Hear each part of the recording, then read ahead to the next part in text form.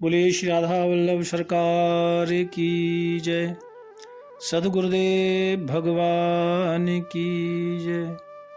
ना गुरुरधिकं तत्त्वं ना गुरुरधिकं तपः ना गुरुरधिकं ज्ञानं तस्मै श्री गुरवे नमः। प्यारे भक्तों, आप सभी परम पावन संत श्री तुकाराम जी का पावन चरित्र श्रवण कर रहे हैं। प्यारे भक्तों, आपने कल श्रवण किया कि धीरे धीरे संत तुकाराम जी के साथ में संगत जुड़ती जा रही है और देहू पिंड में गांव में भगवान पांडुरंगा का संकीर्तन निरंतर सत्संग बढ़ता जा रहा है। गांव के जो बड़े लोग थे उन्होंने विचार किया कि इस तुकोबा का बड़ा नाम हो रहा है, लोग दूर दूर से आने लगे हैं, इसकी बड़ी पूजा हो रही है। तो वो चिढ़ने लगे भक्तों। और ये अक्सर सच्ची गल है कि जब आप भगवान से मिलने के लिए चल पड़ेंगे ना, तो ये समाज के लोग पीछे पड़ जाते हैं, क्योंकि यही समाज का रूल्स है, यही नियम है समाज का। तुकाराम जी के साथ भी यही हो रहा था। लेकिन भक्तों, भगवान के जो परम भक्त होते हैं ना, उनके जीवन में संकट तो आता है, लेकिन परमात्मा सदैव उनके साथ रहते हैं। एक गांव के लोगों ने एक और घटना घटा दी।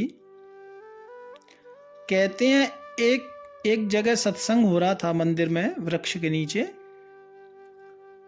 और किसी स्त्री को लेकर आ गए।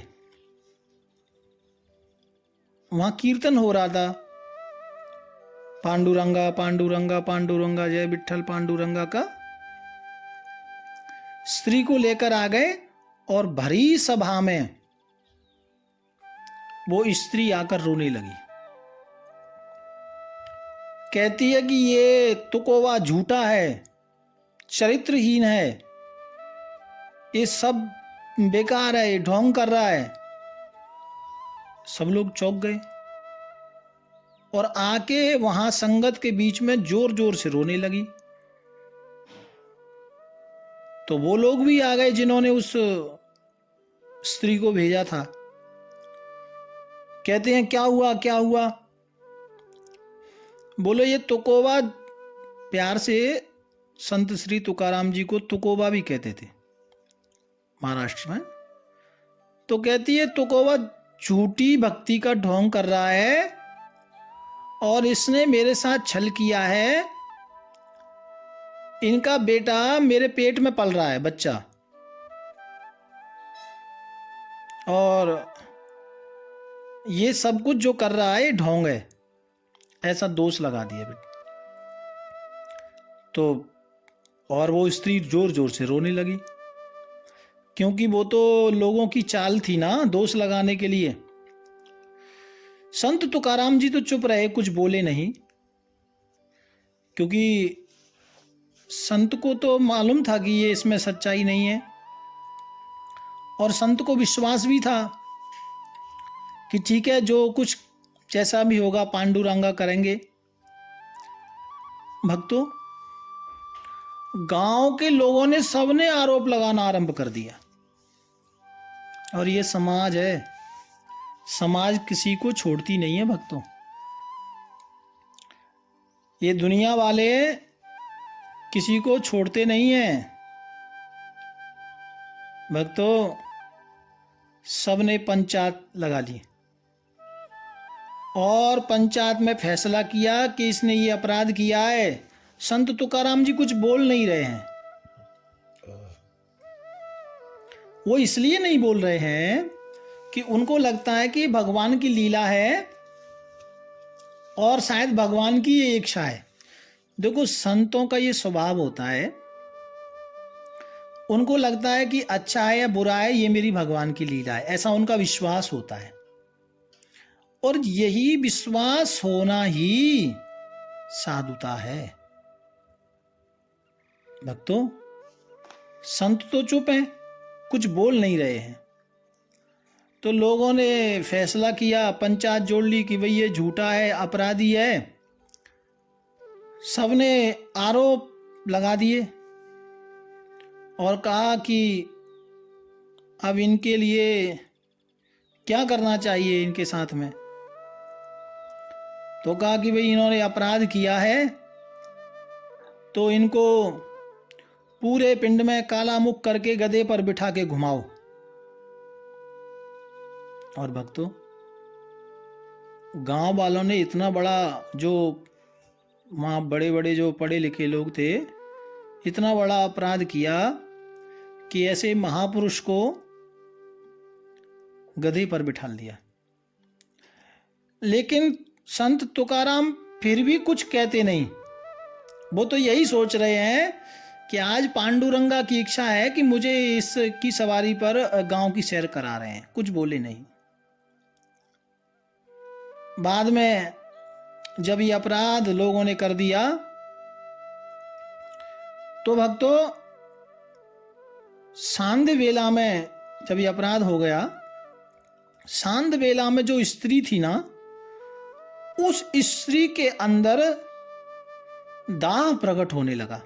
यानी उस स्त्री को आप कह सकते हैं कि पूरे शरीर में एकदम एलर्जी सी, एकदम शरीर लाल पड़ गया और वो पागल सी हो गई।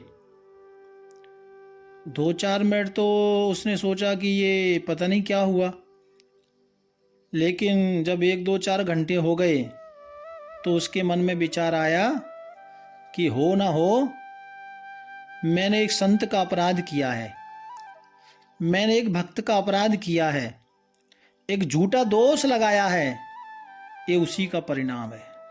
वो समझ गई और शाम को ही दौड़ी दौड़ी रोती रोती संत तुकाराम जी के चरणों में आके गिर पड़ी। कहा, प्रभु मुझे माफ करो, नाथ मुझे माफ करो, संत जी मैनू माफ करो। और रो रही थी, मैं आपकी अपराधी हूं, मुझे क्षमा करो। संत तुकाराम जी ने कहा कि मेरी दृष्टि में तुमने कोई अपराध नहीं किया। देखो कितनी बड़ी सोच है। संत जी कह रहे हैं कि मुझे ऐसा लगता नहीं कि तुमने कोई अपराध किया। कहा, आप मुझ पर, आपका जो क्रोध है उस क्रोध को शांत करिए और मैं आपकी शरण में आई हूं। संत जी कहते हैं कि मैं कभी किसी से क्रोध करता ही नहीं हूं, क्रोध मुझे आता ही नहीं है, क्योंकि मुझे लगता है कि जीवन में कोई अपराधी है भी नहीं। आपने मेरी दृष्टि में कोई अपराध नहीं किया और जिसका अपराध आपने किया है वही आपको माफ करेगा। यानी संत जी मानो कह रहे हो कि मेरा कोई अपराध नहीं है, आपने भगवान विठला का अपराध किया है, आप उन्हीं की शरण में जाओ। तो वो स्त्री चरणों में गिर पड़ी। फिर वहीं मंदिर में आकर ठाकुर जी को सारा दोष सुनाया, ठाकुर जी के सामने पूरी बात बताई कि मैंने आपके भक्त के ऊपर दोष लगाया है, नाथ मुझे माफ़ करो, मुझसे गलती हो गई। और जो संगत थी वो भी सब देख रही थी। तो इस तरह से उसने क्षमा याचना की, तब जाके उसके शरीर को आराम मिला। तो भक्तों, भगवान के जो भक्त होते हैं ना, हर पल ठाकुर जी उनकी इस तरह से रक्षा करते हैं। और गांव वाले यहां भी नहीं माने, यहां भी इतना बड़ा काम हो गया फिर भी वो नहीं माने। धीरे धीरे उनको लगा कि नहीं ये तो ठीक है, फैल हो गया। लेकिन आगे जब तुकाराम जी, संत तुकाराम जी मंदिर जाते थे ना, तो ये अपराधियों ने इतना बड़ा कार्य किया कि मंदिर जिस रास्ते से जाते थे ना, उस रास्ते में कांच के टुकड़े बिछा दिए। और क्योंकि तुकाराम जी तो जब मंदिर जाते थे पांडुरंगा पांडुरंगा आंखें बंद और भगवान का ध्यान करते हुए जाते, तो उनको लगा कि ये तो इसी तरह मंदिर आता है, आंखें बंद होती हैं और भगवान का ध्यान करता है, नीचे तो देखता ही नहीं है। तो मंदिर के रास्ते में कांच बिछा दिए और इस तरह से बिछाए कि ऊपर से नजर आते नहीं, और जैसे ही चलेगा तो पैर में कांच चुभेंगे, घायल हो जाएगा। और बहुत तीखे कांच छोटे छोटे बिछा दिए भक्तों। लेकिन संत तुकाराम जी जब मंदिर आते हैं, ये लोग सब लोग छुप के देख रहे हैं, और तुकाराम जी जब मंदिर जाते हैं उन कांच के टुकड़ों से ही जाते हैं।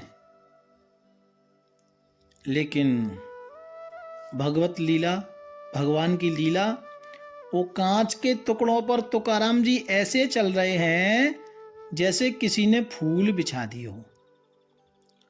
और वो सब लोग देख के हैरान हो गए, अरे ये क्या चमत्कार है। और भक्तों, कभी वो कांटे बिछा देते थे रास्ते में, कितना कितना प्रयास लोगों ने किया, कितना कष्ट संत तुकाराम जी को दिया, लेकिन उनको कुछ भी नहीं हो रहा था। तो आप श्री का भी विश्वास भगवान के प्रति और बढ़ता जा रहा था। उनको लगता कि अब जो कुछ करेंगे या करने वाले हैं वो भगवान हैं, भगवान ही हैं, ऐसा परम विश्वास संत तुकाराम जी को हो गया था। और उनको लगता कि मेरा कोई दुश्मन नहीं है, सब भगवान के प्रेमी हैं। ये भाव संत जी के मन में था भक्तों। प्यारे प्रभु प्रेमियों, कुछ दिन बाद उधर अकाल पड़ गया। कई दिनों से वर्षा नहीं हो रही थी, अकाल पड़ गया और लोग बड़े दुखी हो रहे थे। तो संत तुकाराम जी की जो पत्नी थी ना, आंवली, वो बार बार कहती कि अपना वही खाता निकालो और जिनको जो कुछ दिया है वो सब वापस ले लो, क्योंकि इतना सारा पैसा तुमने बांटा हुआ है समाज में, गांव में, ये सब वापस लो, अभी जरूरत आन पड़ी है। तो संत तुकाराम जी ने वही खाता देखा, उसमें बहुत सारा धन था, लेकिन उन्होंने सब जिनको दिया उनके नाम भी पढ़े। तो किसी में लिखा था बेटी के विवाह के लिए, किसी ने भोजन के लिए, किसी ने किसी कार्य के लिए, वो से ऐसा सब लिया था धन। संत तुकाराम जी ने सोचा कि ये धन मैं वापस लेके क्या करूंगा, मुझे सबसे बड़ा धन ठाकुर जी ने दे दिया जो अपनी शरण में ले लिया। तो जो वही थी, वही खाता था, और एक इंद्राणी नदी के तट पर जाकर बैठ गए और वहीं वही खातों को मंगाया। और मंगा करके उनको विचार आया कि ये बही खाते का जो पैसा लेने का, जो लेन देन का जो काम है, ये भी ठीक नहीं है, इसमें भी एक अड़चन है। मेरे मन में, मेरी पत्नी के मन में विच विच ये भाव आता है कि हम बहुत धनी हैं, हमने बहुत सारा धन लोगों से वापस लेना है, और ये जो मोह है, जो तृष्णा है, ये भी मेरे मन में अभी बसी है और ये मुझे ठीक से भजन नहीं करनी देती है। ऐसा संत तुकाराम को लगा। बोले ये भी एक विघ्न है, आज मैं इस विघ्न को भी समाप्त कर दूंगा। और वही को घर से मंगाया। तो क्योंकि जो वही खाता था उसमें तो जो उनके भाई थे उनका भी थोड़ा हिस्सा था, संत तुकाराम जी का भी था। संत तुकाराम जी ने अपने भाई को कहा, देखो मैं तो ये वही खाता नदी में बहा रहा हूं, मुझे अब किसी से धन वापस नहीं चाहिए। भाई ने कहा ठीक है, आप तो संत हैं, आप बहा सकते हैं, लेकिन मुझे मेरा वही खाता वापस दे दो। यानी तुकाराम जी भी कह रहे हैं, भाई तुझे अपना लेना है तो तू ले, मैनू किसी से पैसा वापस अब नहीं लेना। और घर से वही खाता मंगा करके और जो भी जिससे लेना देना था ना, उस जो हिसाब था वो सब नदी में बहा दिया कि अब किसी से मुझे कुछ चाहिए नहीं, मैंने किसी से कुछ नहीं चाहिए।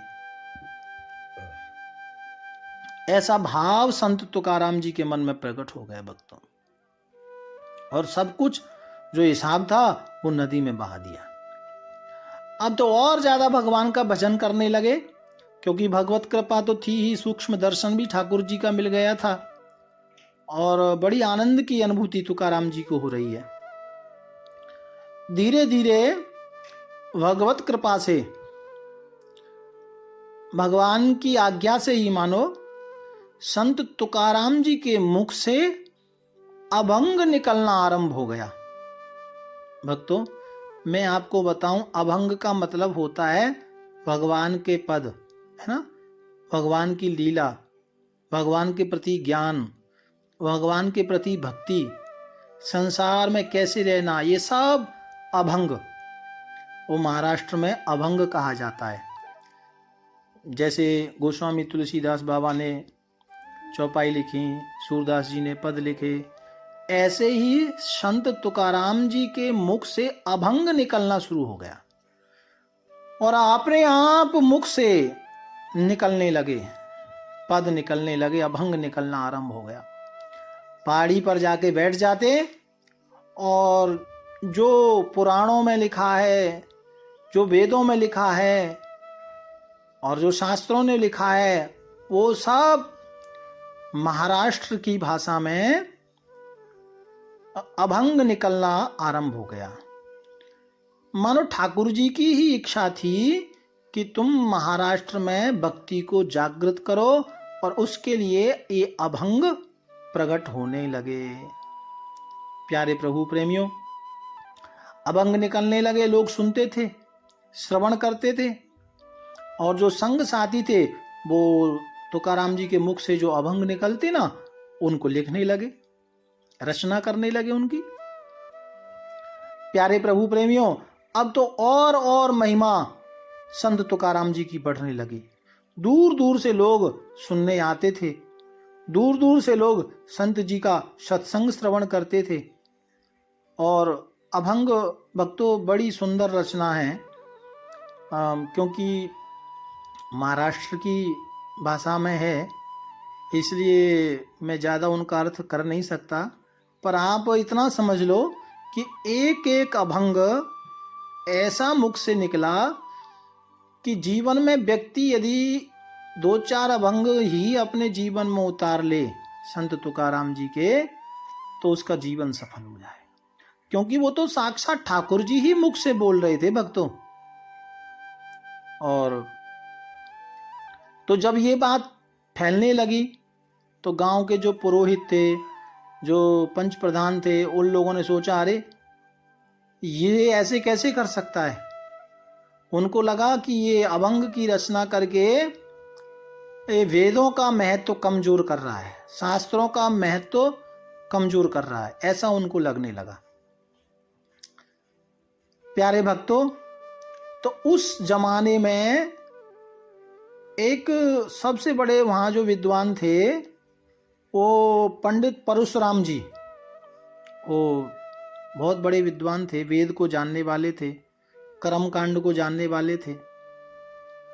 तो धीरे धीरे लोगों ने उनके पास सूचना भेजी कि देखो, ये तुकाराम तो अभंग की रचना आरंभ कर दी इसने, और ये वेदों कहता है कि वेदों की ही ये भाषा है, ऐसे कैसे हो सकता है। वेद की भाषा तो वेद की ही भाषा होगी, वेद की भाषा मराठी कैसे हो सकती है। ऐसा जाकर लोगों ने चुगली की। भक्तों, वो जो पंडित जी है ना, परशुराम पंडित जी ने संत तुकाराम जी को अपने पास बुलाया। अब वो उनका बड़ा नाम था उस समय। संत तुकाराम जी गए और तो पंडित जी ने कहा, मैंने सुना है कि तुम अभंग की रचना कर रहे हो और तुम वेद की भाषा, ये मराठी भाषा में कैसे रचना कर सकते हो, किसने तुम्हें अधिकार दिया है। ये सब बेकार की बातें, ये ठीक नहीं है। तो संत तुकाराम जी ने कहा, हे ब्राह्मण देवता, ये मैं रचना नहीं कर रहा, ये अभंग अपने आप मेरे मुख से निकल रहे हैं। तो उन्होंने कहा, नहीं नहीं, ये सब बेकार की बातें, व्यर्थ की बातें, आज से अभंग बोलना लिखना बंद करो। संत तुकाराम जी ने कहा ठीक है, क्योंकि भाई बड़े विद्वान थे। उन्होंने कहा ठीक है, ऐसा करूंगा, लेकिन जो रचना हो गई है उनका क्या करूं? तो पंडित जी ने कहा, जो रचना हो गई है ना, उसको जल में प्रवाह कर दो, ऐसा बोला। अब संत जी को तो बड़ा कष्ट हुआ, भक्तों, बड़ा कष्ट हुआ। वो आए और आकर के जो अभंग की रचना अभी तक हो गई थी, वो समस्त अभंग उठा करके मां इंद्राणी के तट पर आए। इंद्राणी जो वहां नदी है, और इंद्राणी मां के तट पर आकर ब्राह्मण देवता ने मां इंद्राणी की स्तुति की। हे मां गंगे, मेरा मन तो नहीं कर रहा कि मैं इन अभंगों को आप में समर्पण करूं, लेकिन मैं असमर्थ हूं, और इतनी भगवत कृपा से ये अभंग की रचना मैंने नहीं की है, ये तो मेरे स्वामी पांडुरंग ने ही लिखा है, उन्होंने ही बोला है। मेरा तो मन नहीं कर रहा कि मैं इनको जल के अंदर विसर्जन करूं, लेकिन क्या करूं मां? यदि इनके अंदर थोड़ी सी भी सच्चाई है तो मां, मैं आपको समर्पण कर रहा हूं, ये व्यर्थ ना जाए। और बड़े दुखी मन से संत तुकाराम जी की आंखों में आंसू हैं। उनको लग रहा है कि मेरे जीवन का सर्वस्व धन आज जा रहा है। भक्तों, इस तरह से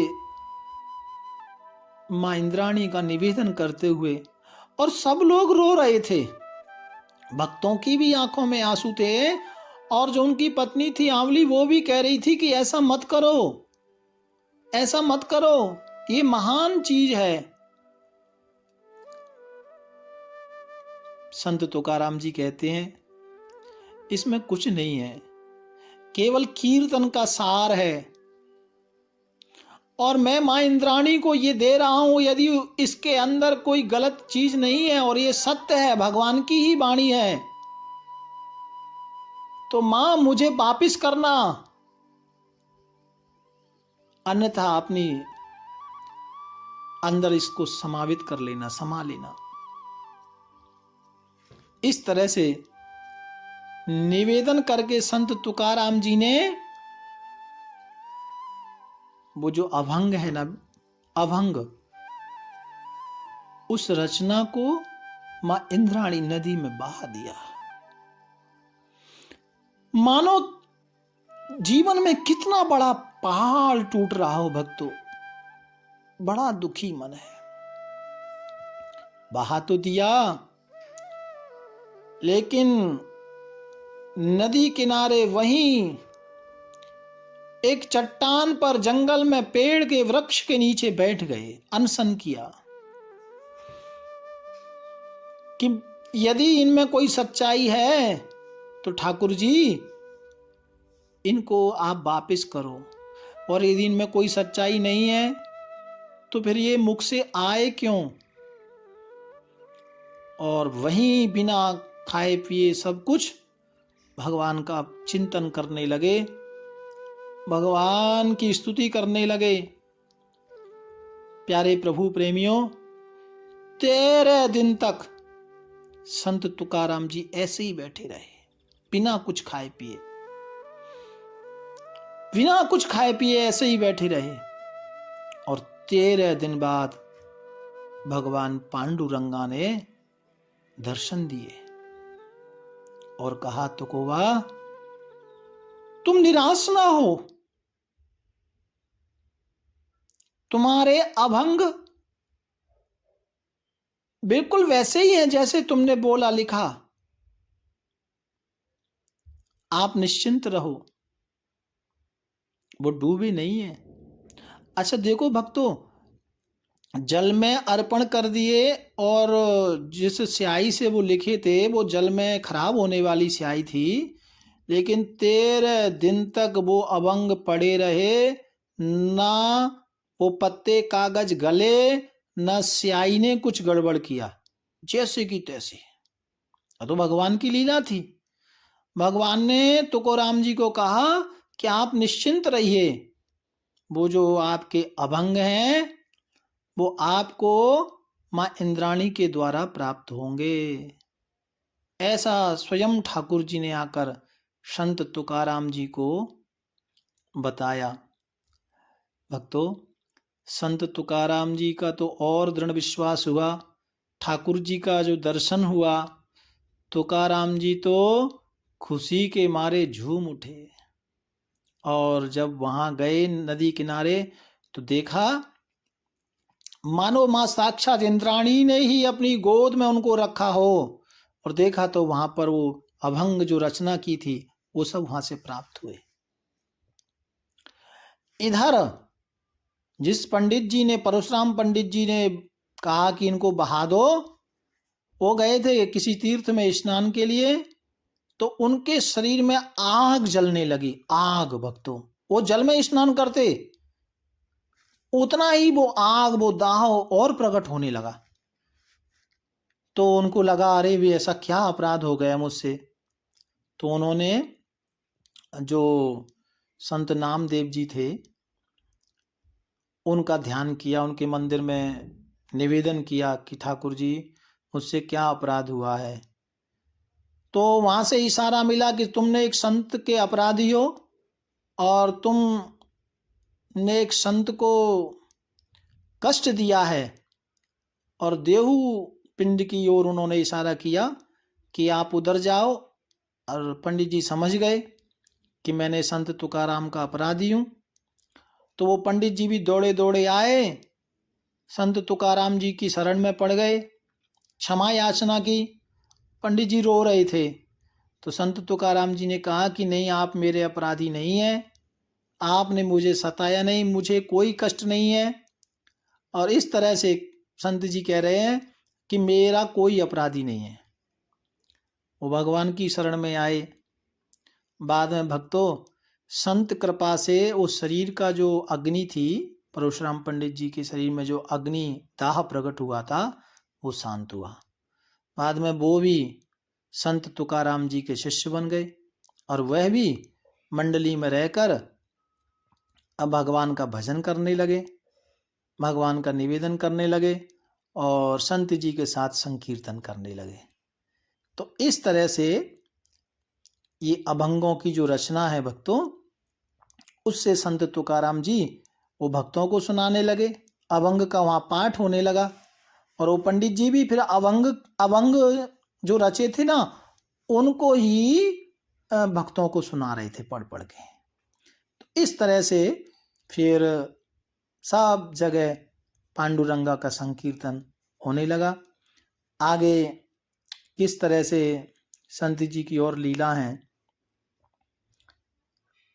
बहुत बड़ी प्यारी प्यारी लीला है। छत्रपति शिवाजी स्वयं दर्शन के लिए आते हैं और पांडुरंगा के कीर्तन में कैसे आक्रांताओं ने उधर सताया, ये सब लीला आप सभी को श्रवण करने को मिलेगी। भाव प्यार से राधे राधे।